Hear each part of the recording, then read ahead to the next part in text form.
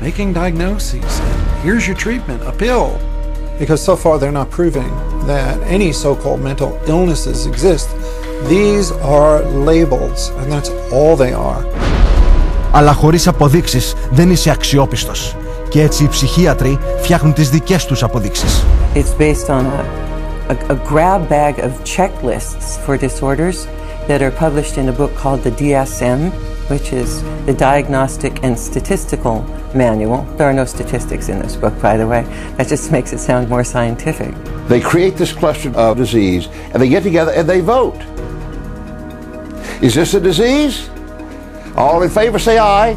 The American Psychiatric Association is the publisher and owner and wealthy owner of DSM. They've made a great deal of money on DSM.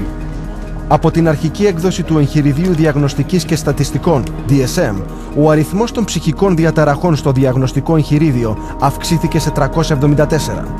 Με κάθε νέα διαταραχή, οι ψυχίατροι δημιουργούν ακόμη έναν τρόπο για να εξαπατήσουν το κοινό. If you have 27 ways to bill in the DSM, that's 27 ways to bill. If you have 300, that's 300 ways to bill. So you can pretty much find anyone walking on the street that could fit into a DSM somehow. When you build insurance companies, you can't say the word. You've got to send in a number. And they have numbers for the most ridiculous things. You know, like arguing with your mother or peeing in the bed. Adolescent rebellion disorder is an official psychiatric diagnosis.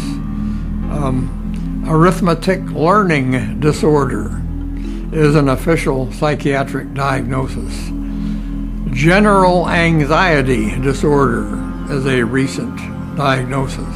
The psychiatric industry takes advantage of that. They say, wow, we can get these things categorized, make it look scientific, so let's label everything. Now we have a label for it. We can put a coding. If you've ever seen a medical insurance form, everything has a code. In DSM, it just looks like sort of some magical numbers.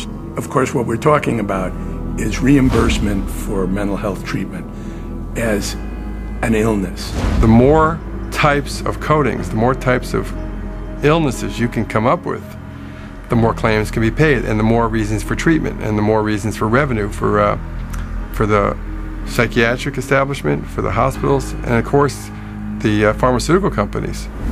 Είναι πραγματικά απίστευτο ότι ενώ παρουσιάζουν στον κόσμο το εγχειρίδιο DSM ως ένα επιστημονικό γεγονός, οι ψυχίατροι παραδέχονται ανοιχτά την πλήρη έλλειψη της επιστημονικής του βάσης. We have no diagnostic reliable markers for almost any illness there is in the DSM. What we're testing for in psychiatry, it's hard to say because there's nothing specifically. But as far as a test that's clinically useful, basically we're not there yet. We don't have any laboratory tests that we can use to determine whether somebody does or doesn't have a mental illness. There are no good biological tests for detecting mental illness. There is no test, there's no biopsy you can do.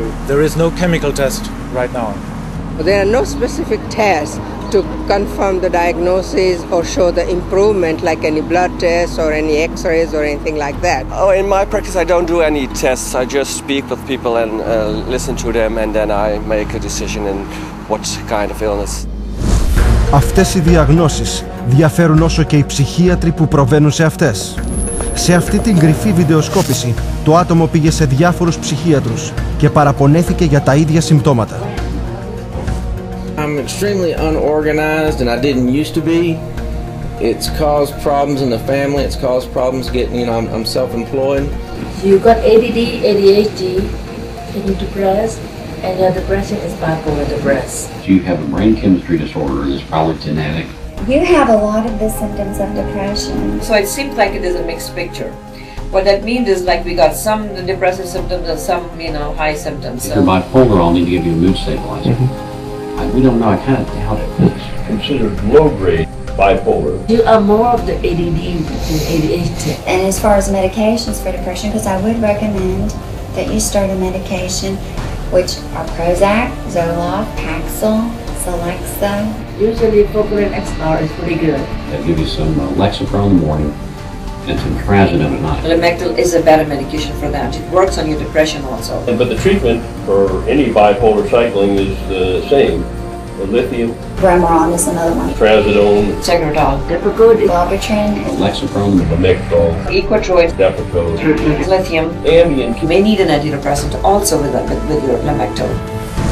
We don't know if I give you a medication if it is going to work or not. To a certain degree, it's trial and error. You never know if it's the right drug. How many people have I cured? Well, there are no real cures right now in psychiatry. I have cured none of my patients. We're always challenged by our lack of knowledge. I mean, in fact, we don't know what the causes of mental illness are. Most mental illnesses, we do not know the cause. Of course, it would be nice to know exact reasons of disorders, but maybe in the future. I'm the Director of Research at the American Psychiatric Association. We don't know the etiology of really any of the mental disorders at the present time.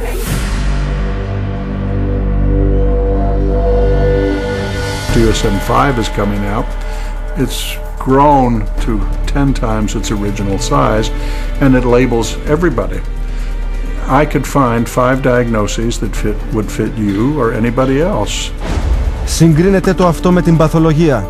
Μια αληθινή επιστήμη που ανακαλύπτει πραγματικές ασθένειες με χρήση πολλών διαγνωστικών τεστ ακριβίας.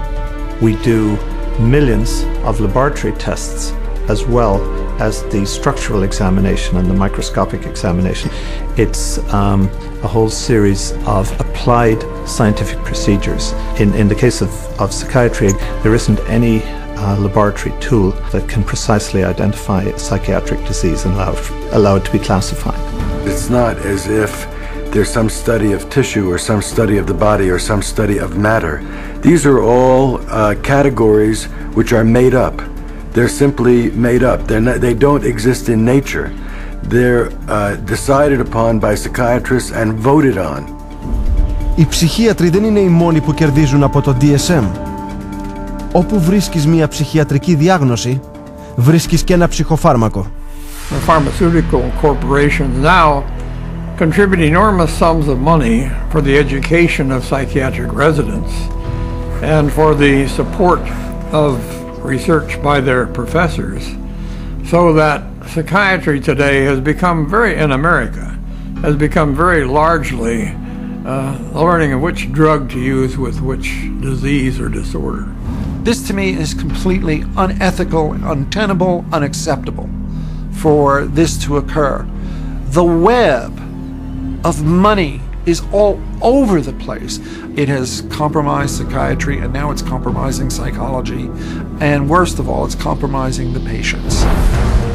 Το 2006, μια μελέτη αποκάλυψε ότι το 56% όλων των ψυχιάτρων που αποφάσιζαν ποιες διαταραχές να βάλουν στο DSM είχαν οικονομικούς δεσμούς με μια φαρμακευτική εταιρεία τουλάχιστον. Σήμερα αντιλαμβανόμαστε τις συνέπειες. Ένας καταιγισμός φαρμάκων που στοχεύουν σε επινοημένες διαταραχές, οι οποίες στηρίζονται σε μια αυθαίρετη διάγνωση και βρίσκονται στο DSM. The fact that it is couched in the language of science, without necessarily having any of the scientific data or underpinnings to justify it, is as threatening as anything we've seen to date. Σήμερα οι ψυχίατροι επιχειρούν εγκεφαλικές αρρώσεις για να εξαπατήσουν το κοινό, αντιγράφοντας νόμιμα φάρμακα. Είναι το πιο πρόσφατο και ακριβό τους κόλπο. We can scan all the brains we want to. The fact that we see changes in different people's brains, changes in functioning, doesn't mean that we've discovered anything that has its origin in the brain. It just means that we're seeing changes, but it doesn't mean that there's something wrong with the brain. They have no reliable measures about precise blood flow patterns for any of the psychiatric disorders using any of the scans. It's marketing. This is marketing. This is not science. This is incredibly